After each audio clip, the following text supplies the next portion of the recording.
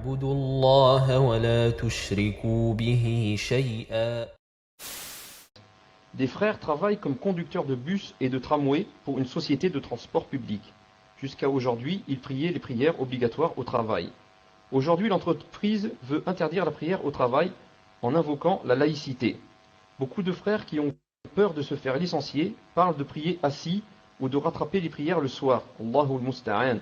Nous demandons au shir quel comportement adopter et y a-t-il des facilités qui sont permises dans ce genre de situation.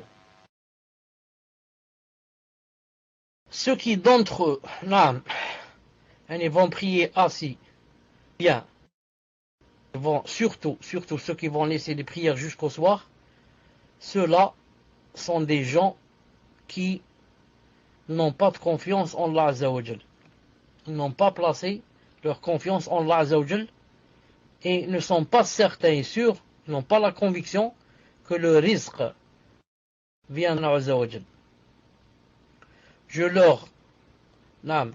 leur fais un petit rappel en leur invoquant le hadith du prophète sallallahu alayhi wa sallam qu'a cité Cheikh Al-Albani dans Sahih Al-Jami' rahimahullah, et a dit authentique que le prophète sallallahu alayhi wa sallam a dit que le rizq, vous savez ce que c'est le rizq, la subsistance, le rizq, l'argent qui te vient, la paix qui te vient, tout ça, il a dit alayhi sallam, le rizq, inna rizqa court derrière la personne autant que la mort court derrière la personne. Dans un autre hadith, plus que la mort ne court derrière la personne.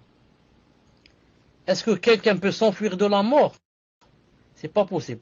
Allah Ta'ala a dit Inna al-maut tafirruna minhu fa innahu mulaqikum. Il a dit la mort de lui fuir, vous allez la rencontrer en face de vous. Mulaqikum, c'est pas elle va vous attraper par le dos. Non, tu vas courir car elle est en face de toi. Il a dit le risque court derrière toi, plus que la mort ne court derrière. C'est-à-dire que jamais le risque que Allah Ta'ala a écrit à toi, en ton nom, ne peut y aller. Ne peut se perdre, si je puis dire. Donc, je ne sais pas moi comment j'accepte de faire les grands péchés et de laisser la salade jusqu'à ce qu'on son heure sorte, et ensuite, par peur de quoi? Pas peur de risque, qu'on m'enlève ma paye et qu'on me licencie. J'accepte d'être licencié si c'est pour que je prie à l'heure. J'accepte d'être licencié si c'est ils ne me laissent pas prier, ils me font choisir, ils me disent tu choisis, ou bien tu ne pries pas à l'heure, tu pries le Dhuhr et le Asr la nuit chez toi après Salat al-Maghrib ou bien l'Isha, ou bien on te licencie, ou bien tu choisis, ou bien tu ne pries pas, tu pries la nuit et tu travailles chez nous, ou bien on te licencie. J'accepte d'être licencié, et quelle ni'ma d'être licencié à cause de cela. Allah Ta'ala dira ma personne, cette personne, ma créature, on l'a fait choisir entre moi et l'argent. Il m'a choisi moi. Donc, il a placé sa confiance en moi. Donc, il ne sera pas malheureux. Car il a fait ça à cause de moi. Il ne sera pas malheureux. Rappelez-vous seulement, je vous fais un petit rappel, le hadith du prophète sallallahu alayhi wa sallam. Man fatathu al-asr, habita. Quiconque n'a pas prié la salat de Asr, voilà le sens du hadith, jusqu'à ce que le soleil se soit couché, habita amalu, ses œuvres sont vaines. A'udhu billah. Tu laisses une fois salat al-Asr, jusqu'à ce que le soleil se couche, sans la prier, tes œuvres sont vaines. Les savants ont dit, quelles œuvres? Est-ce que les œuvres de cette journée seront vaines? Ça veut dire la prière du Dhuhr que j'ai faite auparavant, la prière du Subh, du Fajr, et si j'ai fait une sadaqa ou n'importe quoi, ou Duha ou bien, c'est nul, va descendre à zéro. C'est déjà grave. Qu'en est-il d'autres savants ont dit? Ils ont dit, depuis que tu as fait la tawbah et as commencé à prier, tout va s'annuler. À cause de Salat al-Asr, tu as laissé partir, tu as laissé comme ça, sans raison. Naam.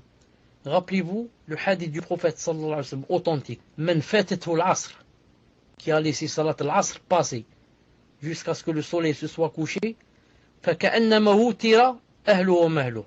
C'est comme s'il avait perdu tous ses biens et toute sa famille. Allahu Akbar, salat al-asr. Les savants disent, quand c'est le moment de salat al-asr, si tu laisses, tu ne pries pas, tu pries pas l'asr jusqu'à ce que le soleil se couche. Tu laisses seulement jusqu'à ce que le soleil commence à jaunir. Il ne s'est pas encore couché, mais il y a déjà de la rougeur dans le soleil, ou bien il commence à devenir vraiment jaune, car il était blanc.